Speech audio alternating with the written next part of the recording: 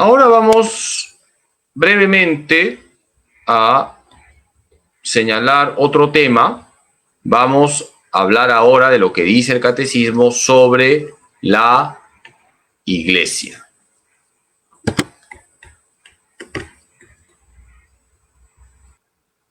Vamos a hablar de la Iglesia, porque el catecismo, la Iglesia Católica, cuando habla de creo en el Espíritu Santo, también habla de la Iglesia. Así que vamos ahora con esta exposición. La Iglesia. Qué importante es saber lo básico sobre la Iglesia que fundó Cristo. ¿Qué significa la palabra Iglesia? Viene de eclesía, que es una palabra griega que significa convocación, asamblea, congregación. ¿De dónde viene la palabra iglesia? De eclesía, que significa convocación, asamblea, congregación. Dice el Catecismo de la Iglesia Católica en el número 777, la palabra iglesia significa convocación. Designa la asamblea de aquellos a quienes convoca la palabra de Dios para formar el pueblo de Dios y que alimentados con el cuerpo de Cristo se convierten ellos mismos en cuerpo de Cristo. Por lo tanto, ¿de dónde viene la palabra iglesia? Del griego eclesía, que significa convocación, asamblea, congregación. ¿Y a qué llamamos iglesia? A la comunidad de bautizados que viven en un determinado lugar. Es lo que se llama la iglesia particular. A la comunidad de bautizados de todo el mundo, la iglesia universal. Y la comunidad de bautizados que celebran la Eucaristía. Podemos aplicar la palabra iglesia a la comunidad de bautizados que viven en un determinado lugar. Por ejemplo, la iglesia de Lima, que tiene su obispo, el arzobispo de Lima, Monseñor Carlos Castillo. Tenemos también la iglesia de Trujillo, que tiene su obispo, Monseñor Miguel Cabrejos. Pero también hablamos de iglesia como la comunidad de bautizados de todo el mundo, la Iglesia Universal, que tiene como cabeza visible aquí en la tierra al Papa Francisco. Y la comunidad de bautizados que celebran la Eucaristía. Cuando nosotros estamos en misa, somos iglesia. La comunidad que se reúne para celebrar la Eucaristía es iglesia. Por tanto, la palabra iglesia la podemos aplicar a la iglesia particular, a la iglesia universal y a la comunidad eucarística. ¿Quién fundó la iglesia? Cristo es el fundador de la iglesia. La iglesia católica la fundó Cristo. No tiene un fundador humano, sino su fundador es Jesús nuestro Señor. La Iglesia Católica viene de Jesucristo. ¿Qué pasajes bíblicos señalan la fundación de la Iglesia? Aquí también las letras han tomado la pastilla de Chiquitolina, así que escúchenme. No es necesario que puedan leer, pero sí escuchen. Cuando se habla de la fundación de la Iglesia, hay muchos pasajes. Jesús llamó a 12, Jesús puso al frente a Pedro, Jesús dio poder a los apóstoles para celebrar la Eucaristía, Jesús da su vida por la Iglesia, Jesús dio una misión a la Iglesia, Jesús unge con el Espíritu Santo a la Iglesia para perdonar pecados, y Jesús envía en Pentecostés el Espíritu Santo para que la Iglesia comience a evangelizar. Todos estos pasajes forman parte de la fundación de la Iglesia.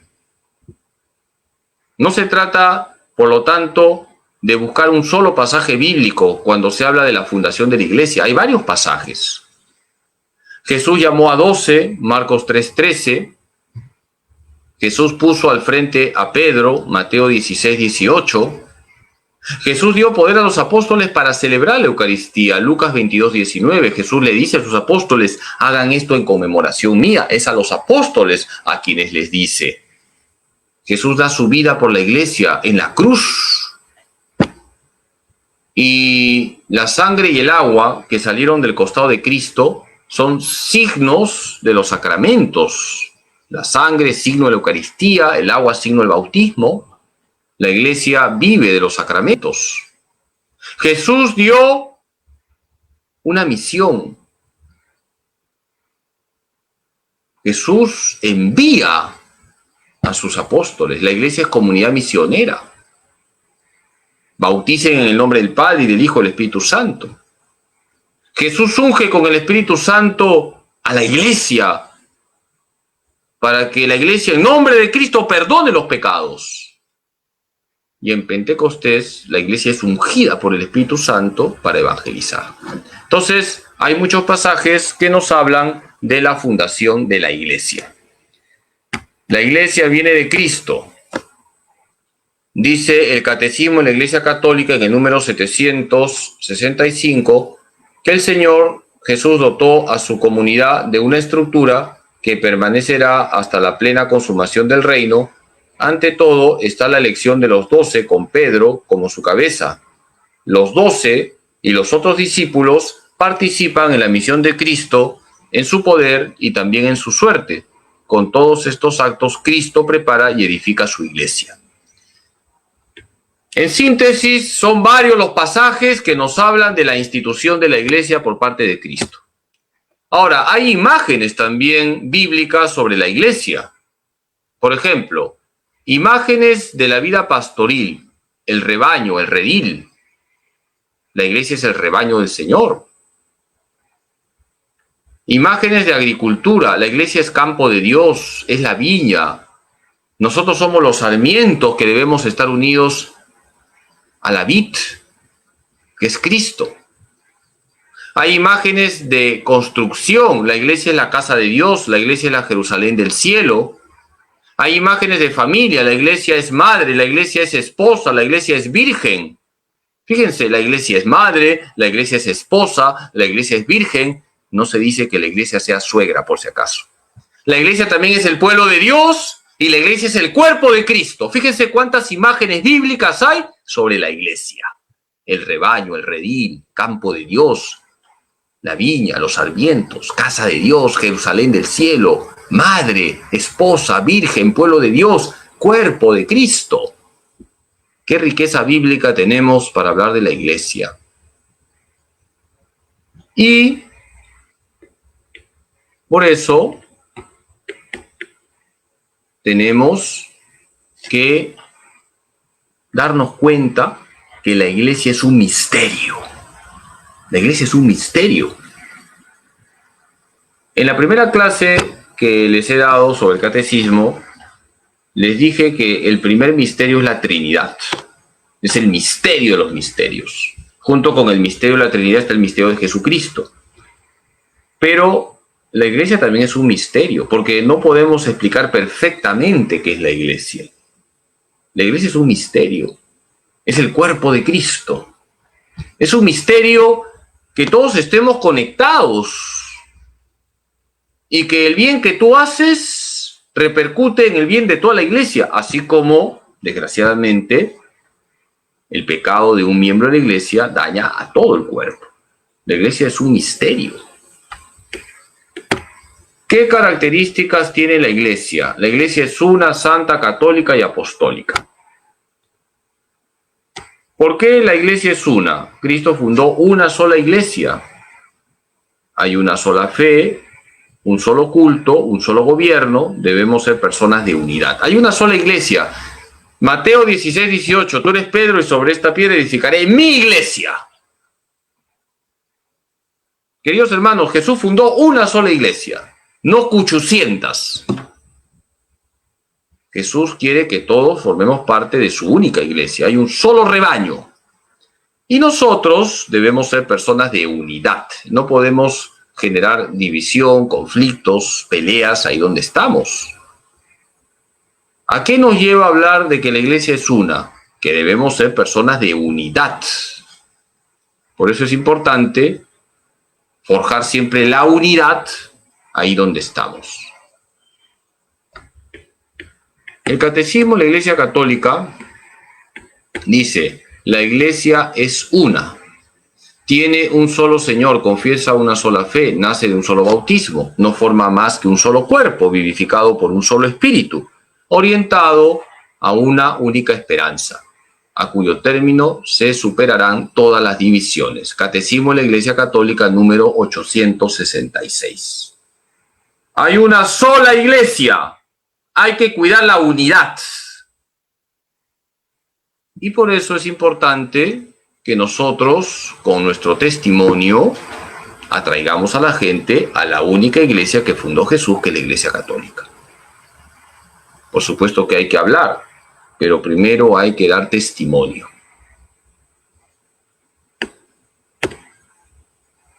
¿Por qué la iglesia es santa? Por Cristo, no por nosotros. Cristo es la cabeza de la iglesia, es el santo de los santos. Dice Efesios 5, 25 al 26 que Jesús se entregó para santificar a su iglesia. La iglesia tiene todos los medios de santificación, los sacramentos y la palabra de Dios, y todos estamos llamados a la santidad. La iglesia, esto hay que repetirlo, es santa por Jesús, no por nosotros que somos pecadores. La iglesia no es un club de impecables. La iglesia es santa por su cabeza, que es Cristo, y después de Cristo, nuestra Madre Santísima, que fue concebida sin pecado original. Nosotros somos pecadores, pero si acudimos a los medios de santificación, vamos a ser santos. Todos estamos llamados a ser santos, todos. La iglesia es santa porque la iglesia tiene todos los medios para que nosotros seamos santos. La iglesia celebra los sacramentos, la iglesia nos enseña la palabra de Dios. Todos estamos llamados a la santidad. Y ustedes, cada uno en su sitio, cada uno de acuerdo a su vocación, tiene que tomar conciencia que está llamado a la santidad. Todos estamos llamados a la santidad. La iglesia es santa, Dios Santísimo es su autor, Cristo su esposo se entregó por ella para santificarla. El espíritu de santidad la vivifica. Aunque comprenda pecadores, ella es ex maculatis immaculata, es decir, inmaculada, aunque compuesta de pecadores. En los santos brilla su santidad, en María es ya la enteramente santa. Catecismo de la Iglesia Católica número 867. Fíjense qué bonito lo que dice el Catecismo de la Iglesia Católica en el número 867. La Iglesia en María es ya la enteramente santa. Nosotros tenemos que esforzarnos todos los días por ser santos. Sí se puede. No tengamos una visión mediocre de la vida cristiana. Estamos llamados a la santidad. Y hay que decirlo 1000 veces, la santidad no consiste en hacer cosas extraordinarias, sino en hacer lo ordinario con un gran amor a Dios y al prójimo. Ahí está la santidad. ¿Por qué la iglesia es católica? Católicos significa universal. Marcos 16:15, vayan por todo el mundo y anuncien el evangelio. La iglesia está abierta a todos los hombres, de toda raza, de toda condición social, de toda religión, de todo equipo de fútbol. La iglesia está abierta a todos los hombres. La iglesia es católica. Y la iglesia es católica porque toda la verdad salvífica está en la iglesia. Y nosotros, si somos católicos, debemos acoger a todos. No podemos discriminar. Hay que acoger a todos. Hay que tener un corazón católico, corazón grande, que acoge a todos para llevarlos a Jesucristo. Un corazón grande que acoge a todos para llevarlos a Jesucristo. Porque nuestra pasión es evangelizar. La iglesia es católica, anuncia la totalidad de la fe, lleva en sí y administra la plenitud de los medios de salvación. Es enviada a todos los pueblos, se dirige a todos los hombres, abarca todos los tiempos. Catecismo de la Iglesia Católica número 868. Somos católicos, nuestro corazón tiene que estar abierto a todos. Por eso debemos ser personas acogedoras. para llevar siempre a los demás hacia el único que nos hace de verdad felices y que es Cristo Jesús. La iglesia es también apostólica. La iglesia que fundó Jesús es una santa, católica y apostólica. ¿Por qué la iglesia es apostólica? Porque empezó con los apóstoles, porque está gobernada por los sucesores de los apóstoles, los obispos, siendo el sucesor de Pedro el Papa, porque la iglesia cree, celebra y vive lo que creyeron, celebraron y vivieron los apóstoles, y porque nosotros debemos ser apostólicos. Por eso la iglesia es apostólica, por 4 motivos. Número 1, porque empezó con los apóstoles, con los 12. Ya saben la pregunta que alguna vez la he hecho y estoy seguro que ustedes van a contestar correctamente porque varias veces he hecho esta pregunta capciosa. ¿Qué hacen los 12 apóstoles en el cielo? ¿Qué hacen los 12 apóstoles en el cielo? A ver, ¿quién contesta? Los 12 apóstoles en el cielo hacen una docena. Muy bien. La iglesia es gobernada por los sucesores de los apóstoles, que son los obispos. El sucesor de Pedro es el Papa. La iglesia cree, celebra y vive lo que creyeron, celebraron y vivieron los apóstoles. Y nosotros debemos ser apostólicos. La palabra apóstol viene de apostolos, enviado. Hay que ser apostólicos. Hay que hablar de Jesús a tiempo y a destiempo. No hay que quedarnos callados. Hay que comunicar el evangelio. Decía un teólogo antiguo, Tertuliano, que un cristiano que no evangeliza es como un perro que está mudo. ¿Para qué sirve un perro mudo? Ni que fuese la policía secreta. Tenemos que evangelizar, porque también nosotros somos apóstoles. La iglesia es apostólica, está edificada sobre sólidos cimientos. Los 12 apóstoles del Cordero. Es indestructible.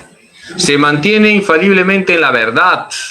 Cristo la gobierna por medio de Pedro y los demás apóstoles, presentes en sus sucesores, el Papa y el Colegio de los Obispos. Catecismo de la Iglesia Católica, número 869. Fíjense, la iglesia es apostólica, empezó con los apóstoles, está gobernada por los sucesores de los apóstoles, que son los obispos, siendo el sucesor de Pedro el Papa. La iglesia cree, celebra y vive lo que creyeron, celebraron y vivieron los apóstoles, y nosotros somos apóstoles. Tú eres apóstol, haz tu apostolado, ahí donde estás. ¿Quiénes son los miembros de la iglesia? Todos los bautizados que están en comunión con el Papa. Y en la iglesia todos somos importantes. Por si acaso en la iglesia no hay cristianos de segunda categoría. En la iglesia todos somos importantes. Desde ese niñito que ha sido bautizado hoy hasta el Papa, todos tenemos la misma dignidad. Somos hijos de Dios, hermanos de Cristo, ungidos por el Espíritu Santo. En la iglesia todos tenemos la misma dignidad. Somos hermanos en Cristo Jesús. ¿Y qué miembros tiene la iglesia? Tenemos los ministros sagrados, los consagrados, los laicos. Todos los miembros de la iglesia se pueden agrupar en ministros sagrados, consagrados y laicos. ¿Quiénes son los ministros sagrados? Los que han recibido el sacramento del orden, obispos, presbíteros y diáconos. Los obispos hacen de cabeza en las iglesias particulares, los presbíteros son los sacerdotes, padrecitos, curitas, como este siervo inútil, pecador, burro de Cristo, y los diáconos son también ministros sagrados, pero los diáconos no pueden consagrar, no presiden la celebración eucarística, los diáconos no pueden confesar, tampoco pueden dar la unción de los enfermos, pero los diáconos sí pueden predicar dentro de la misa, pueden bautizar, pueden también ser los que den la bendición en la celebración del matrimonio. Por lo tanto, obispos, presbíteros y diáconos forman parte de los ministros sagrados. Y siempre hay que rezar por los ministros sagrados para que sean fieles hasta la muerte y para que reflejen a Jesús, el buen pastor. Ustedes, queridos hermanos, tienen que rezar todos los días por los ministros sagrados para que reflejen a Jesús, el buen pastor. ¿Qué misión tienen los ministros sagrados? Hacen presente a Cristo sirviendo así a la iglesia. Ministro viene de ministrare, que es un verbo que está en latín que significa servir. ¿Para qué están los ministros sagrados? Para servir. ¿Y cómo sirven los ministros sagrados? A través de la celebración de los sacramentos y a través de la predicación de la palabra de Dios. Eso es lo propio de un ministro sagrado, celebrar los sacramentos y predicar la palabra de Dios. Para eso están los ministros sagrados. Los ministros sagrados no están para hablar de política, no están para meterse en cuestiones que no les compete. Los ministros sagrados están para comunicar lo sagrado. Cristo Jesús.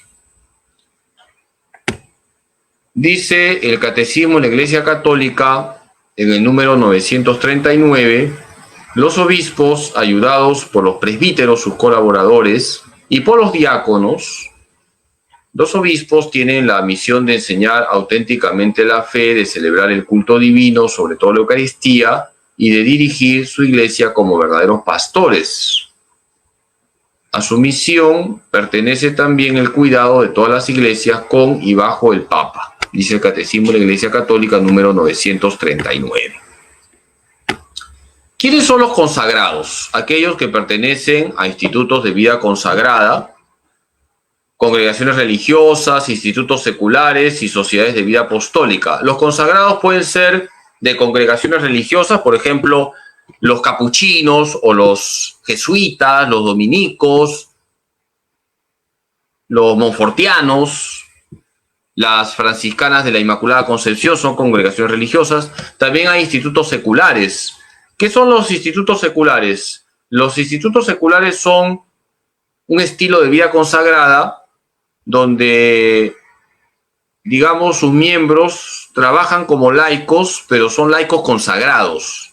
No usan hábitos, viven en comunidades, tienen el voto del celibato, por supuesto la pobreza y la obediencia, pero son como laicos consagrados. Y las sociedades de vida apostólica son comunidades donde tienen un objetivo común. Por ejemplo, el sodalicio es una sociedad de vida apostólica. La vida consagrada es muy variada y hay, gracias a Dios, muchos carismas.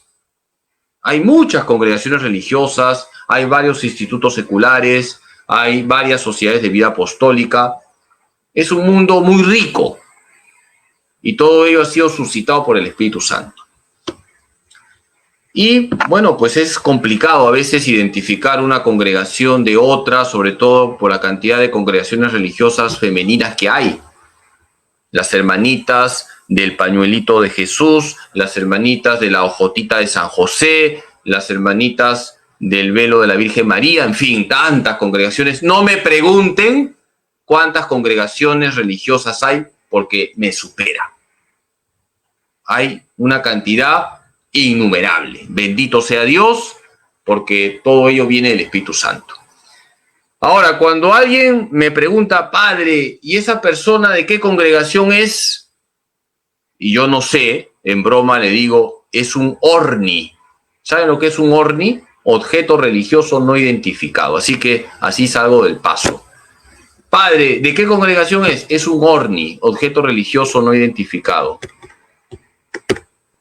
¿Qué misión tienen los consagrados? Muestran el valor del reino de Dios a través de su pobreza, castidad y obediencia.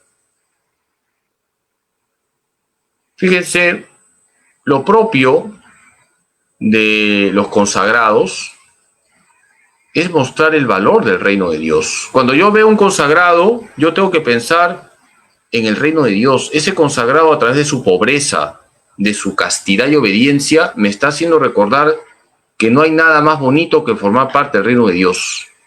Esa es la misión de los consagrados. Recordarle al mundo que el reino de Dios es lo máximo, que hay que formar parte del reino de Dios. Todos tenemos que ser pobres, todos tenemos que vivir la castidad, todos tenemos que ser obedientes. Y así vamos a formar parte del reino de Dios. La vida consagrada recuerda al mundo lo importante que es colocar a Dios en el primer lugar de nuestra vida. Así que ya saben, cuando vean a una monjita o a un religioso y no sepan identificarlo, tienen que decir simplemente: el padre Carlos me ha dicho que es un ORNI, objeto religioso no identificado. La vida consagrada a Dios se caracteriza por la profesión pública de los consejos evangélicos de pobreza, castidad y obediencia en un estado de vida estable reconocido por la Iglesia. Catecismo de la Iglesia Católica número 944. Los consagrados hacen votos de pobreza, castidad y obediencia de acuerdo al carisma propio, y así dan testimonio del reino de Dios en el mundo, a través de su pobreza, castidad y obediencia. ¿Y quiénes son los laicos? Los laicos son la mayoría. Ustedes son laicos. La gran mayoría de los que me están escuchando son laicos. No sé si me están viendo las carmelitas de Barrios Altos, que sé que se conectan, aunque ya es tarde, las monjitas deben estar durmiendo, y si no están durmiendo les voy a llamar la atención. Laico viene de laos, pueblo. El laico forma parte del pueblo de Dios, pero es aquel que no es ni ministro sagrado ni consagrado. Es decir, el laico es aquel que no es ministro sagrado, no es obispo, no es sacerdote, no es diácono, tampoco es un consagrado. Ese es el laico. Y los laicos tienen una gran misión en el mundo. ¿Qué misión tienen los laicos? Están llamados a santificar las realidades temporales. El matrimonio, la familia, la cultura, la política, el deporte, los medios de comunicación. Todo lo que existe en el mundo tiene que ser vivificado por el Evangelio. ¿Y quiénes tienen que vivificar el mundo con la sal del Evangelio? Los laicos, ustedes, hermanos. Ustedes son llamados a vivificar el mundo con la sal del Evangelio. Yo como sacerdote no puedo meterme en política. Yo como sacerdote les tengo que dar a ustedes unos criterios, unos principios, pero ustedes, laicos, están llamados a santificar el mundo de la política. Los laicos están llamados a santificar el mundo de la política. Nos quejamos de que la política está podrida, pero porque los laicos no se están metiendo en política para evangelizar la política. ¿Ustedes saben cuál es la diferencia entre un ratero y un político corrupto? La diferencia es la siguiente: el ratero te elige a ti para robarte, al político corrupto tú lo eliges para que te robe. Nos quejamos de que hay políticos corruptos. ¿Dónde están los laicos que evangelicen el mundo de la política? Nos quejamos de que los medios de comunicación manipulan, comunican basura. ¿Dónde están los laicos que trabajan en los medios de comunicación, que evangelicen los medios de comunicación? Los laicos en la iglesia son como un gigante dormido. Hay que despertar al gigante. Queridos hermanos, ustedes tienen una gran misión: santificar las realidades temporales, el matrimonio, la familia, la cultura, la política, los medios de comunicación, las modas, etcétera. Ustedes tienen una gran misión: ser sal de la tierra, luz del mundo, granito de mostaza y levadura en la masa. Miren, me ha salido una poesía. Los laicos tienen que ser sal de la tierra, luz del mundo, granito de mostaza y fermento en la masa.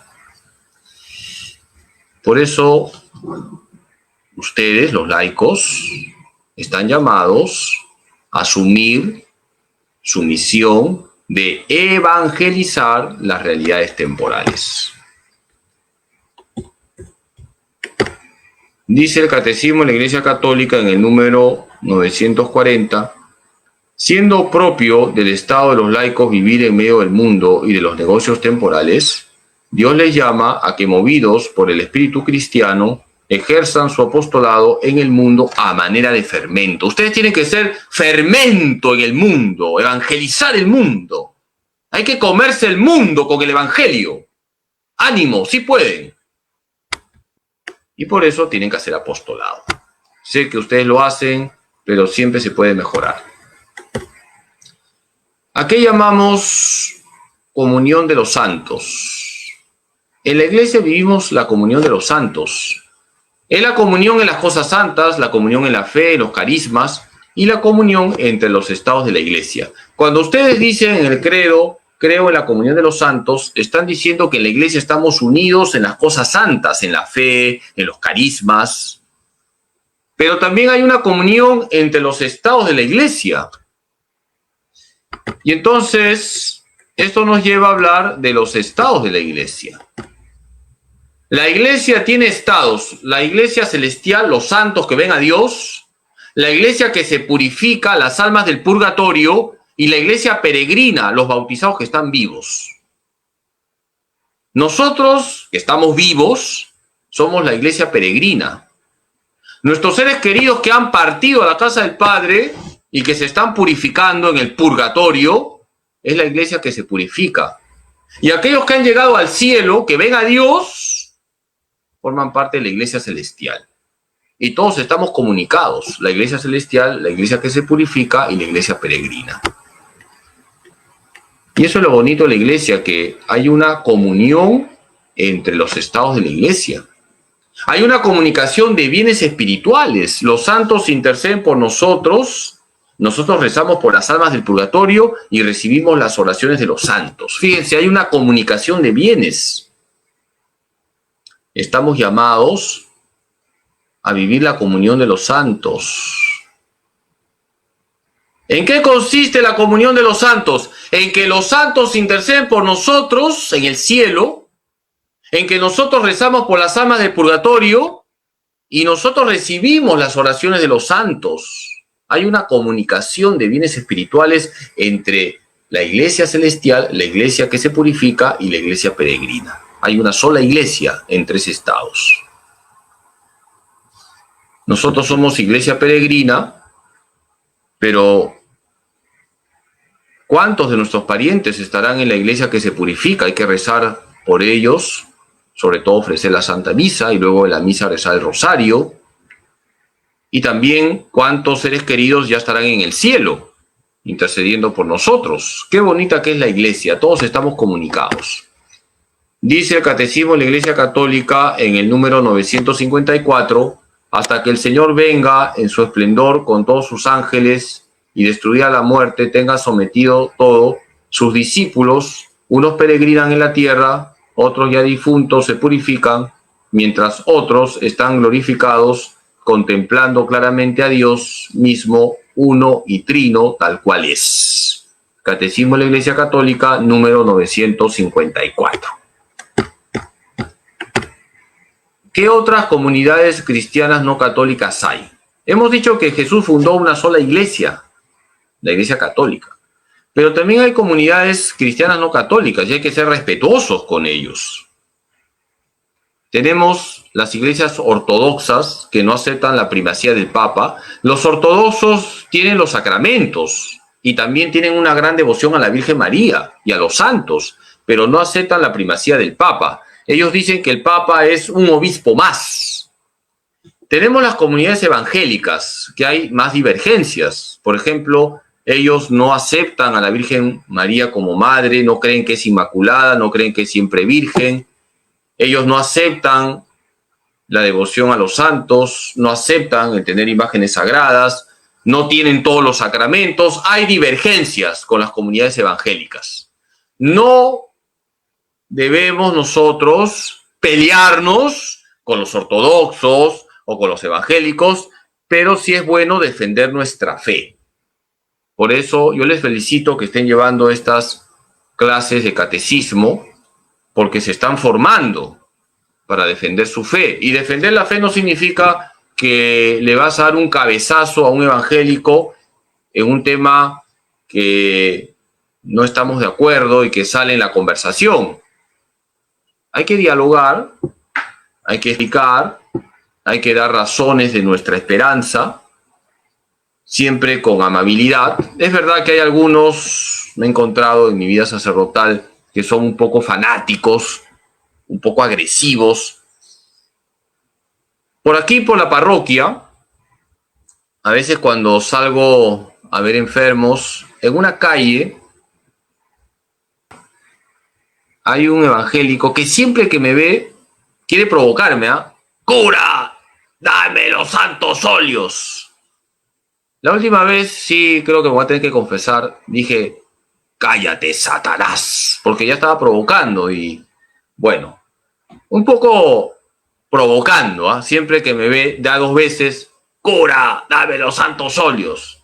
Y como yo a veces voy rezando mi diurnal, voy rezando la liturgia de las horas, también me dice, lee la Biblia, que debes leer la Biblia evangélica. Un día me voy a acercar bonito, no para darle un cabezazo, sino para decirle, mira, si quieres dialogar, vamos a dialogar, porque la verdad la última vez sí le dije, cállate, Satanás. Y como mi voz es más fuerte que la de él, por supuesto que mi voz se escuchó a varios metros a la redonda. Pero ¿a qué voy? Que muchas veces nos vamos a encontrar con personas agresivas. Entonces es mejor no entrar en el juego de ellos y simplemente decir, Dios te bendiga, Cristo te ama, la sangre de Cristo que te cubra. Y si quieres sacarle pica, la Virgen te ama. Punto. Vamos a la siguiente pregunta. ¿Cómo se llama el diálogo correcto con las otras comunidades cristianas no católicas? Se llama ecumenismo. Es un diálogo entre representantes calificados, es un diálogo con respeto. Cuando ustedes escuchen la palabra ecumenismo, es el diálogo que hay entre la Iglesia Católica y las comunidades cristianas no católicas. Pero es un diálogo con mucho respeto. Van teólogos católicos, teólogos ortodoxos, teólogos evangélicos. Yo tengo la oportunidad de conocer a algunos teólogos evangélicos. Son muy respetuosos. Hace algunos años atrás hubo un programa de televisión donde yo participé con un pastor evangélico hablando sobre la parucía. Y fue un diálogo muy alturado en Buenos Días Perú hace algunos años atrás. Creo que fue el año 2012. En Buenos Días Perú tuvimos un diálogo sobre el fin del mundo, por las profecías mayas. Ustedes se acordarán, ¿no? Que decían algunos, el 2012 se acaba el mundo. Entonces me invitaron a mí, invitaron a un pastor evangélico y tuvimos un diálogo muy alturado. No nos peleamos, no cogimos los guantes de box, no. Dialogamos, él tenía su postura, por ejemplo, ahí habló de que ellos no aceptan el purgatorio, pero era un diálogo alturado. El ecumenismo es un diálogo con respeto. Bien, no voy a leer todo, simplemente en el Catecismo de la Iglesia Católica número 820 se dice que el deseo de volver a encontrar la unidad de todos los cristianos es un don de Cristo y un llamamiento del Espíritu Santo. Es decir, la Iglesia quiere que todos estemos unidos, que todos nos dejemos llevar por el Espíritu Santo para formar un solo rebaño. Muy bien, vamos a terminar con la síntesis. Eclesía significa convocación, congregación, asamblea. Cristo es el fundador de la Iglesia. La Iglesia es una santa, católica y apostólica. Son miembros de la Iglesia los ministros sagrados, consagrados y laicos. Y si no sabes ubicar a alguien, un ORNI, objeto religioso no identificado. La Iglesia vive la comunión de los santos, el cielo, el purgatorio y la tierra. Iglesia celestial, iglesia que se purifica, iglesia peregrina. Queridos hermanos, muchísimas gracias por su paciencia. Hemos avanzado hoy, gracias a Dios, sin problemas. Y bendito sea Dios que poco a poco ya estamos alimentándonos más con la doctrina católica. Muchísimas gracias. Les voy a dar la bendición. El Señor esté con ustedes. La bendición de Dios Todopoderoso, Padre, Hijo y Espíritu Santo, descienda sobre ustedes y permanezca para siempre. Que Jesús, José y María les bendigan y que tengan muy buenas noches. Bendiciones.